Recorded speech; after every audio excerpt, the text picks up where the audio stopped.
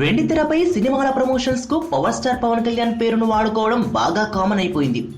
ఇలా బాగా వాడుకున్న లిస్టులో మెగా ఫ్యామిలీనే దాటేశాడు కుర్ర హీరో నితిన్.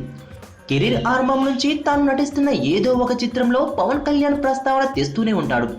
తాజాగా ఆ లిస్టులో అనసూయ కూడా చేరిపోయింది.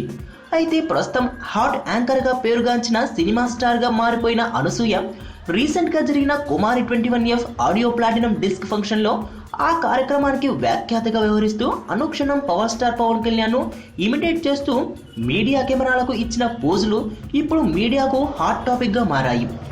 పవన్ పై తన అభిప్రాయాన్ని ఇప్పటికే అనేక సార్లు వ్యక్తం చేసిన అనసూయ ప్రస్తుతం ఇలా పవన్ స్టైల్ ను కూడా ఇమిటేట్ చేస్తూ పవన్ కు బ్రాండ్ అంబాసిడర్ గా మారిపోయిందా అనే సెటైర్లు ఆ కార్యక్రమానికి వచ్చిన చాలా మంది అనసూయపై వేశారు.